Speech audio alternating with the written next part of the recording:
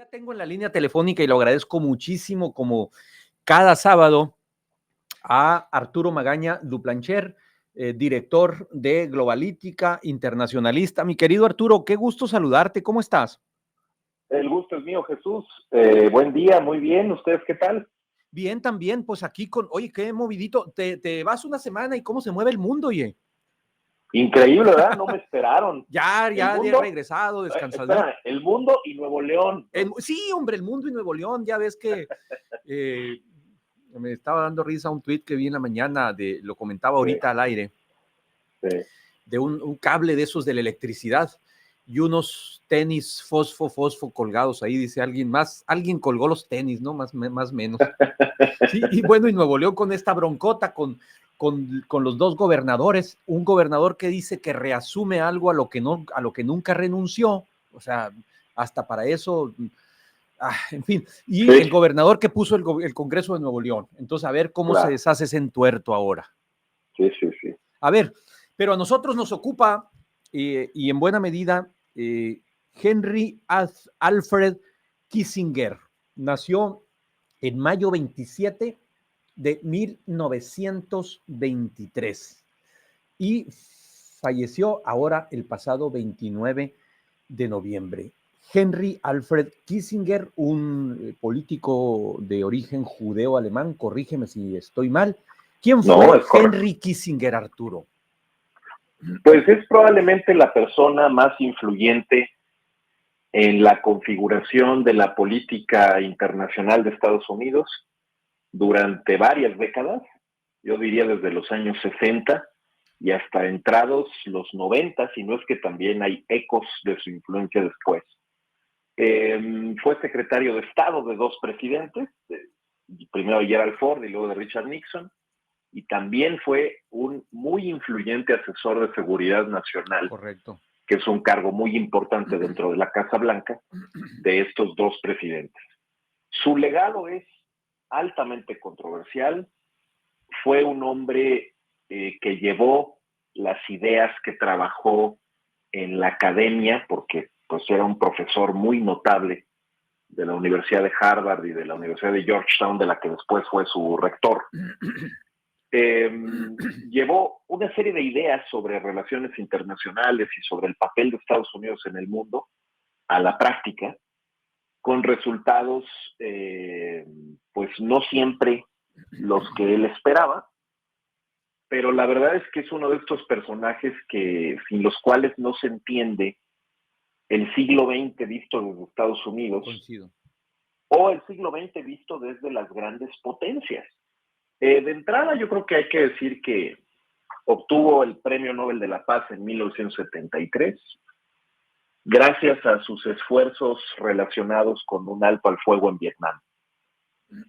Él llegó a trabajar con Ford y con Nixon buscando salidas a la guerra de Vietnam. No era un entusiasta de esta guerra.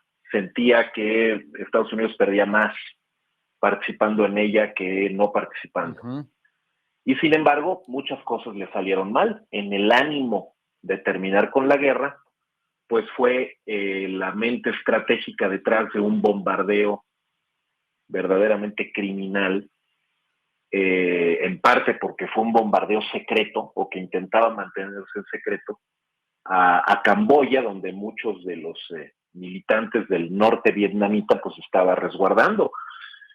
Y por otro lado, pues es este gran estratega que le plantea a Estados Unidos toda una forma de llevar a cabo una idea que él presenta en un libro famosísimo que se llama Diplomacia, y donde hace todo un recorrido sobre la historia diplomática europea y americana desde el siglo XIX, que es la détente. La détente quiere decir la política de disuasión o la política de distensión. Es decir, que bajo Traducido la amenaza armada o la amenaza al mexicano más militar de básico es el Estados Unidos, detente. se podía buscar una especie de entendimiento con la Unión Soviética y sobre todo con China para evitar conflictos. esta política de distensión incluso la llevó a otros terrenos, la llevó al Medio Oriente, donde él es parte de una negociación muy importante con Egipto para establecer una paz duradera entre Israel y Egipto. La llevó también a otros territorios asiáticos, India y Pakistán esencialmente en los años 70, para tratar de pacificar ahí. Y luego, pues, lo malo es que esto tenía una segunda fase, que era proteger el área de influencia de los Estados Unidos de la penetración soviética. Y eso implicaba una política de acero súper dura en América Latina para evitar revoluciones comunistas, socialistas, cambios de gobierno hacia el socialismo.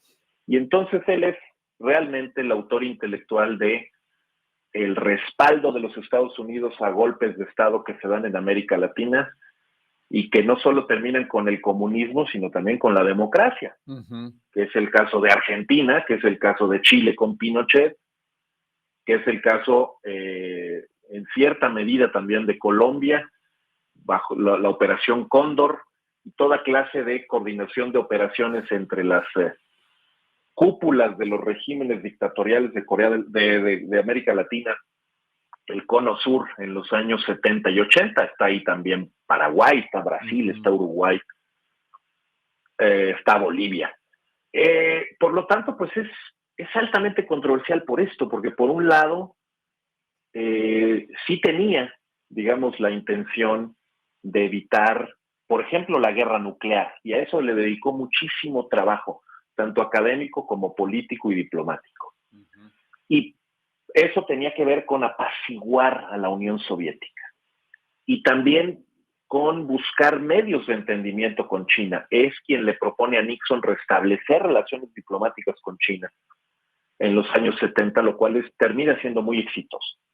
Entonces, bueno, nadie es profeta en su propia tierra, ¿no? Y lo cierto es que ahí tiene sus principales críticos y también a sus principales seguidores. Pero hoy día hace falta muchísimo un personaje como él. Hay que ver cómo se han tensionado las relaciones diplomáticas entre Estados Unidos y China. Él insistía en que China y Estados Unidos tenían que aprender a convivir porque el más mínimo desequilibrio entre ellos podía llevar a un enfrentamiento mundial de proporciones inimaginables. Y también pensaba que esto de la expansión de OTAN hacia el este era un error y que eventualmente Rusia iba a responder. Pues para muchos lo que estamos viendo en Ucrania es esa respuesta. Por lo tanto, pues fue pionero al imaginar que estos temas iban a generar un grave daño a la estabilidad internacional. Obviamente en el camino, pues había muchas cosas que no le importaban, como los derechos humanos o pasar por encima de un pueblo entero con tal de que se salvara la estabilidad internacional, el balance de poder, el equilibrio entre poderes. Bueno, pues efectivamente era un hombre quizá también sin escrúpulos, pero que tenía muy claro el objetivo, ¿no? Que el objetivo era impedir que la Guerra Fría se calentara, lo cual logró, en buena medida gracias a estas políticas de equilibrios, de evitar tensiones y de además hacer de la amenaza creíble del uso de la fuerza por parte de Estados Unidos un mecanismo de disuasión. Gracias a esa disuasión, pues no pasó lo que pudo haber pasado con la crisis de los misiles en Cuba, no pasó lo que pudo haber pasado en Hungría, tantas tensiones que fueron aliviadas gracias a esta política. Obviamente tiene límites esta política y hoy día sus principales detractores pues están en la Casa Blanca. Los resultados están a la vista de todos. Tampoco es que Kissinger haya imaginado todo lo que venía después, pero efectivamente es esta capacidad negociadora de pensamiento y análisis estratégico la que hace falta en todos lados, desde luego entre Washington y Beijing, desde luego en Ucrania, por supuesto en Israel y en Palestina, bueno, y hasta en Nuevo León, si me apuras.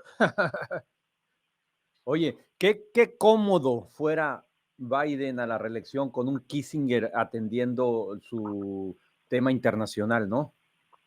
Sí, totalmente, pero la verdad es que las cosas se han deteriorado a tal Sí. grado que la última vez que le preguntaron algo a Kissinger con ganas de tomarlo en cuenta fue cuando el 11 de septiembre, el entonces presidente Bush lo convocó para que presidiera una reunión y un consejo, digamos, de asesores del presidente para ver qué hacer con el tema del 11 de septiembre, con la guerra en Irak.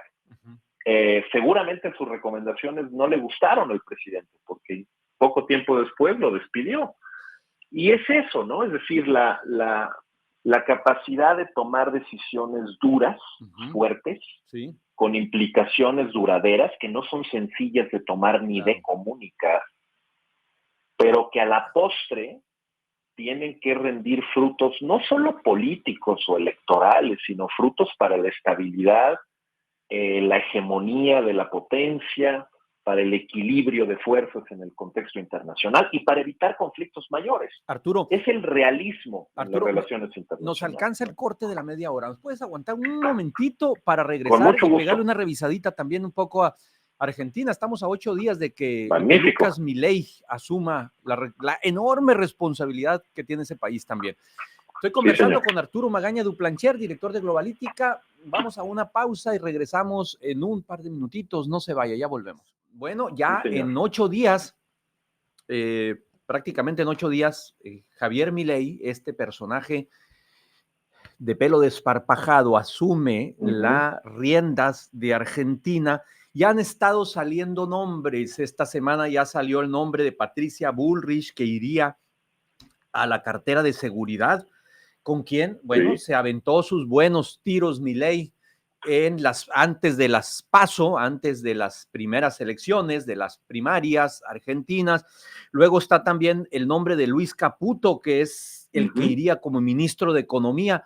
Parece que, visto a la distancia y sin ser un experto y sin ser un internacionalista, tu servidor, mi querido Arturo, el Milei, ese desparpajado de la campaña, es uno, y el Milei que ya está viendo la gran papa caliente que tiene para gobernar es otro, y va a echar mano de personajes que, aunque sean de sello, de signo ideológico distinto al suyo y que le puedan sumar a su gestión, los va a integrar. Esa es la impresión, al menos así lo estoy leyendo. Puedo estar equivocado. No, no lo estás, Jesús. Coincido contigo plenamente. Creo que está en una carrera contra el tiempo para Sí. demostrar de aquí a su toma de protesta que es capaz de moderar muchas de sus posiciones, de centrarse en la prioridad del mandato por el que fue electo, que es el control de la inflación, y en quizá abandonar temporalmente o para siempre otras ideas más radicales que no corresponden con los nombramientos que está realizando. También es cierto que tiene que equilibrar los nombramientos de alguna manera entre los que espera tener la ultraderecha argentina Uh-huh. y también los que espera tener los aliados de la coalición con Macri. Es complicado porque no son los mismos ni remotamente. Entonces, por un lado, efectivamente está el caso ya mencionado por ti de Patricia Bullrich, la Sí. ex candidata presidencial por el partido de Mauricio Macri como ministra de Seguridad, lo cual le quita esperanzas a su vicepresidenta, Victoria Villarruel, de asumir un papel importante en esa materia. Uh-huh. Recordarás que ella fue ligada Sí. a los militares de Videla, Sí. justo los que se beneficiaron de la operación de Kissinger en América Latina. Y también el nombramiento de Caputo, que Uh-huh. Caputo pues es el más macrista de ese grupo. De hecho, por muchos años fue criticado por el propio Milei, y Caputo pues es digamos, establishment, reconocido en Washington, muy admirado por su capacidad de gestión en el ámbito financiero. Le decían el Messi de la economía, Uh-huh. ¿no? En Argentina, que aparentemente hizo grandes cosas en el gobierno de Macri. Pero por otro lado, pues está el nombramiento de este exministro con pasado filonazi, Rodolfo Barra, que va a ser el titular de justicia.